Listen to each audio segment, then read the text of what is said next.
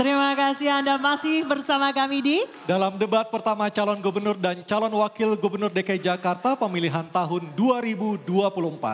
Dan untuk segmen ketiga kami akan kembali dengan pendalaman visi, misi dan program kerja dengan memberikan pertanyaan yang telah dibuat oleh para panelis. Namun sebelum itu kami ingatkan para hadirin baik yang ada di ruangan maupun di luar ruangan untuk tetap mematuhi tata tertib yang berlaku. Dan di segmen ini kami mohon untuk ketiga calon wakil gubernur untuk maju ke depan mejanya masing-masing. Dan di segmen ketiga ini pertanyaan dimulai untuk calon wakil gubernur nomor urut 1 Bapak Suswono. Dan kami akan mengundang panelis Andita Firseli Utami MPP untuk mengambil undian subtema pertanyaan di dalam fishbowl. Silakan. Oke, dibuka bolanya. Diperlihatkan ke kamera.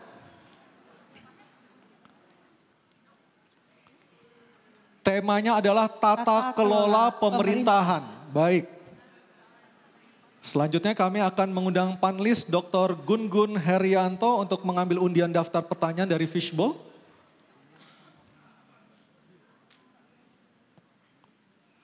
Huruf diperlihatkan B. B. Oke, tata kelola pemerintahan huruf B.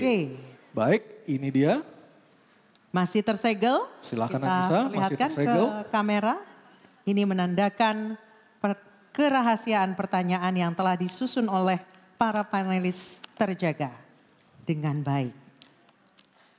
Baik, kita ingatkan sekali lagi para calon wakil gubernur untuk mendengarkan dengan seksama karena pertanyaan tidak akan kami ulang. Pertanyaan untuk calon wakil gubernur nomor urut 1 Bapak Suswono.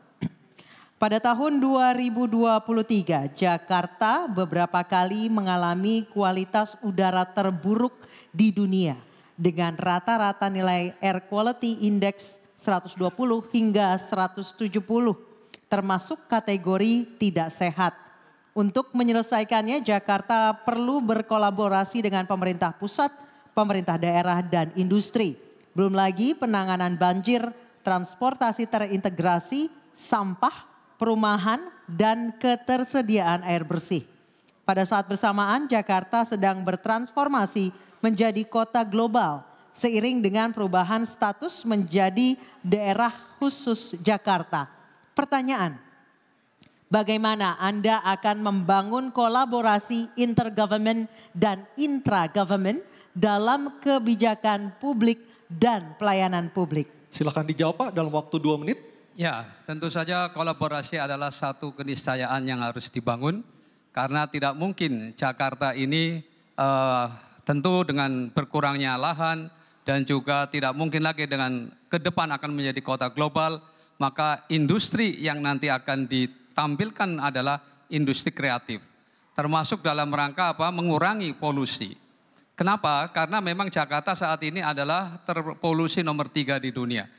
Tentu saja ini harus dikelola secara baik dengan apa? Dengan upaya meningkatkan tanaman-tanaman yang baik yang akan bisa menyerap CO2 sehingga akan berkurang. Kami punya target 3 juta pohon yang akan ditanam di Jakarta ini. Yang utama lagi adalah bagaimana sebetulnya tata pengelolaan pemerintahan ini agar rakyat Jakarta merasa benar-benar dilayani dengan baik. Kami sudah berkeliling dan masih banyak keluhan-keluhan yang dilakukan.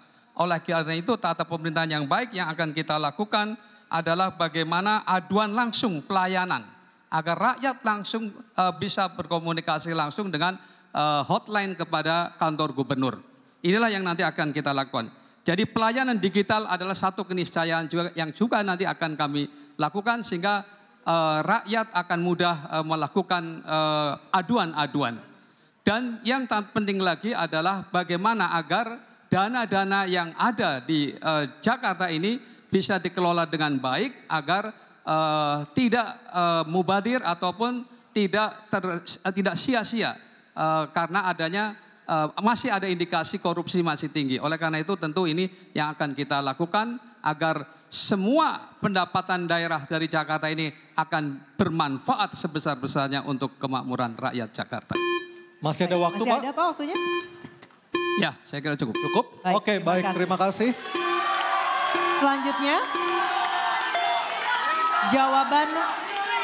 Jawaban calon wakil gubernur nomor urut 1 akan ditanggapi oleh calon wakil gubernur nomor urut 2. Bapak Kunwardana, kami persilahkan untuk menanggapi, waktu Anda 1 menit. Terima kasih. Ada 3 hal yang ingin kami sampaikan. Yang pertama adalah kerjasama antara Pemda DKI dengan pemerintah pusat dan juga bagaimana kerjasama antara Pemda DKI dengan Pemda wilayah-wilayah atau provinsi tetangga. Karena di sini tadi banyak hal-hal yang sangat bersinggungan satu sama lain. Dan yang kedua, kita melihat kita perlu memikirkan bagaimana efisiensi birokrasi. Dan kalau kita lihat perkembangan zaman yang modern, kita harus bisa memiliki birokrasi yang cepat tanggap dan juga handal untuk bisa membuat Jakarta bisa selalu cepat di dalam melaksanakan program-programnya. Dan yang ketiga adalah transparansi dan partisipasi publik.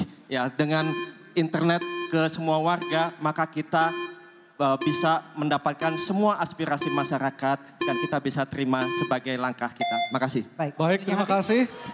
Dan selanjutnya kita akan mendengarkan jawaban dari calon wakil gubernur nomor urut 3, Bapak Rano Karno atau Sidul, untuk menanggapi jawaban dari calon wakil gubernur nomor urut 1. Kami persilahkan Bapak Rano Karno, waktu Anda 1 menit.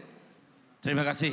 10 tahun saya ada dalam dunia birokrasi di Provinsi Banten, diawali Kabupaten Tangerang dan menjadi gubernur Banten. Jakarta tidak bisa sendiri, dia harus menyelesaikan bersama-sama. Untuk itulah lahir konsep Jabodetabek. Nah, kebetulan saya pernah menjadi ketua koordinator Jabodetabek ini. Jakarta mempunyai populasi sangat unik. Setiap pagi 14 juta, malam 9 juta. Kendaraannya hampir 10 juta. Dikelilingi 3.000 industri. Kabupaten Tangerang, Bekasi, Bogor memiliki industri dengan tingkat populasi yang sangat tinggi. Nah, itulah makanya setelah Jabodetabek ini dilihat, dikembangkan menjadi aglomerasi. Karena di Jakarta tidak bisa menyelesaikan sendiri. Baik banjir, macet maupun polusi. Salah satunya memang harus berkolaborasi. Mungkin itu jawaban saya. Terima kasih. Baik, terima kasih. Terima kasih. Selanjutnya kita kembali ke calon wakil gubernur nomor urut 1, Bapak Suswono, untuk merespon tanggapan dari kedua calon wakil gubernur. Waktu Anda 1 menit, silakan Pak Suswono. Terima kasih, tanggapannya mendukung apa yang saya sampaikan tadi. Intinya adalah bagaimana desentralisasi itu harus dilakukan dalam rangka tadi mengurangi upaya pengeluaran atau kebocoran dari anggaran. Yaitu 1 miliar untuk 1 RW, 1 miliar 1 RW untuk 5 tahun dengan cara padat karya, dan disitulah nanti kemungkinan disitulah padat karya, dengan demikian akan menciptakan lapangan kerja. Yang kedua, integritas para ASN di pemerintah DKI Jakarta ini tentu saja harus tetap memiliki integritas dan penuh melayani, transparan dan transformatif. Saya yakin kalau desentralisasi, integritas, melayani, transparan dan transformatif ini bisa dilakukan dengan baik, saya yakin akan menciptakan kepuasan publik terhadap tata kelola pemerintahan Jakarta. Terima kasih. Baik.